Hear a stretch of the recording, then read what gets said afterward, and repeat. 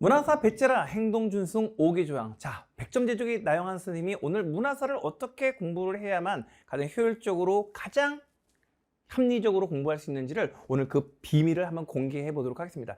우리 문화사를 공부하는 친구들이 한국사 검정시험에서 가장 어려움을 토로하는 분야가 바로 이 문화사예요. 왜냐면 문화재도 너무 많이 나오고요. 그 다음에 역사서도 너무 많이 나오고, 일단은 그리고 제일 여러분을 힘들게 하는 건 휘발성이 강하다는 겁니다. 머리에 들어오지만 바로 나가버리는 거. 그렇기 때문에 어느 파트에 우리가 집중을 해야 되는지를 정확하게 인지를 하고 공부를 하시는 것이 되게 중요한 것 같습니다. 자, 첫 번째, 여러분 행동준승 5기항이라고 해서 문화사를 공부하는데 제가 반드시 실천해야 될 5개 항목으로 요약을 한번 해봤습니다.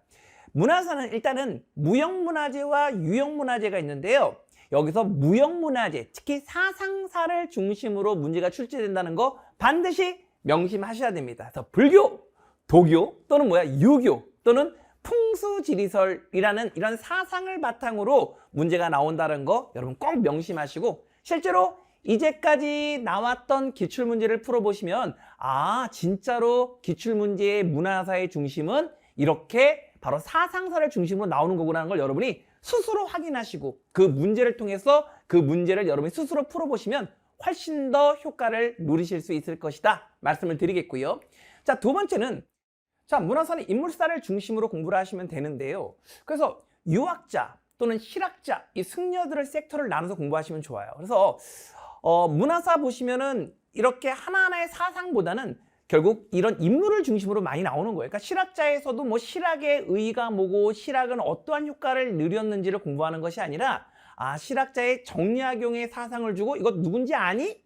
유영원에 관련된 거를 주고 이거 누군지 아니? 이렇게 공부를 하는 거죠. 예를 들어서 유학자 같은 경우도 이렇게 공부를 하시면 되는 거예요. 우리나라의 조선을 건국했을 때 성문 또는 궁궐의 이름 이런 거 바꾼 사람이 누군지 알아? 또는 여러분이 잘 아시겠지만 왕에게 10가지 그림을 바쳐서 왕에게도 성리학을 할 수 있어요 말하신 분이 누군지 알아? 이런 식으로 항상 인물 중심으로 공부를 하셔야 된다는 거 놓치시면 아니 됩니다. 자, 행동준승 2기항 바로 문화사는 인물사 중심으로 공부를 하자 기억하시면 좋겠고요. 세 번째는요, 역사서에서 많은 수험생들이 정신줄을 갖다 놔버립니다.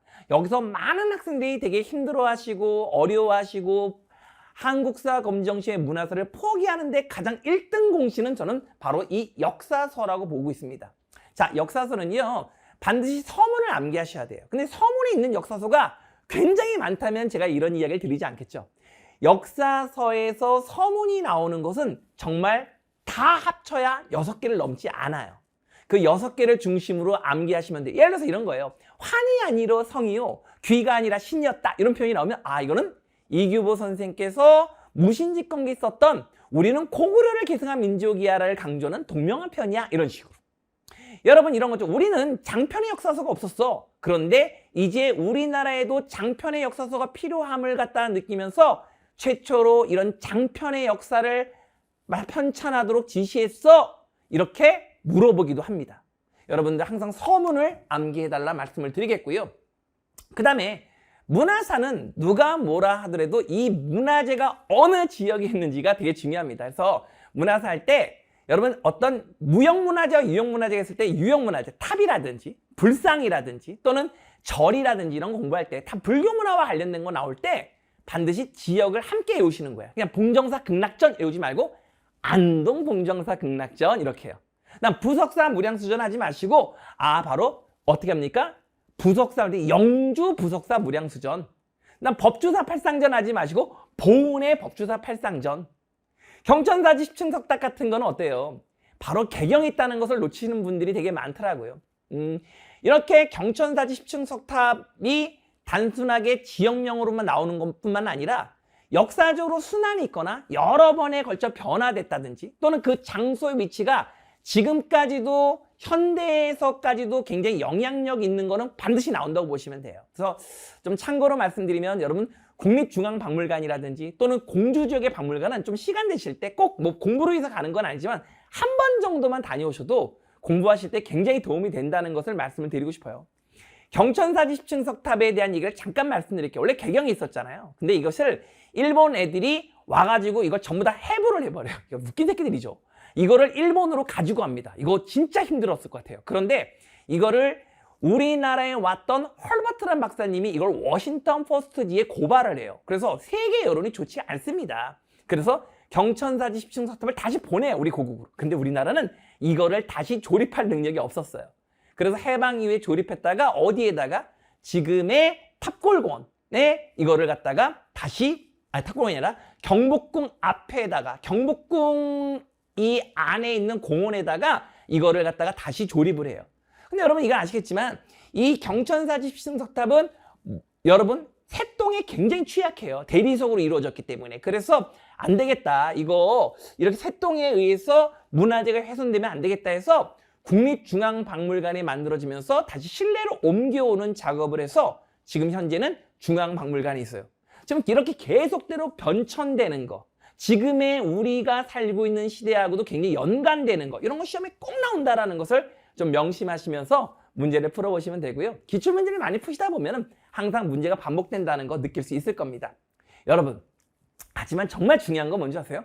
아무리 강조해도 지나치지 않은 건 문화사가 실제적으로 단독 문제는 희귀하다는 거예요. 문화사 문제를 주는 듯 하지만 겉으로는 문화사예요. 겉으로는 문화사인데 마치 겉으로는 빵인데 마치 떠먹으면 아이스크림 같은, 겉으로는 문화사인데 실제로 보면은 이 문화사를 가장한 정치사 문제인 경우가 대단히 많이 있습니다. 그래서 우리 나영환 선생님, 배짜라 100점 제조기 나영환 선생님이 바로 한국사 능력검정 시험에 문화사를 다 맞추기 위한 비법서 5번째 조항은 바로 문화사 문제는 반드시 무슨 사와 정치사와 함께 해야 된다는 것을 절대로 놓치지 않는다면 여러분 굉장히 여러분들이 작은 시간을 들여서 굉장히 높은 효율성 있는 공부를 할 수 있다고 저는 확신을 합니다.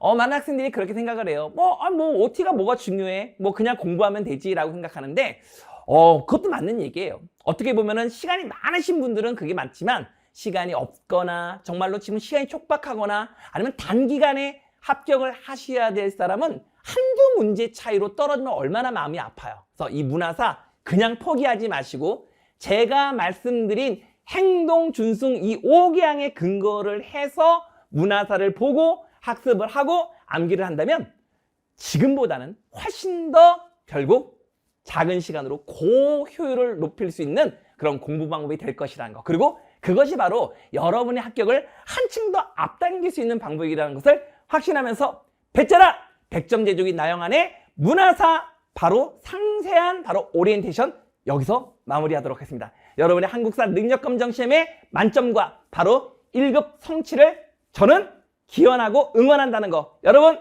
기억해 주세요. 여러분 감사합니다.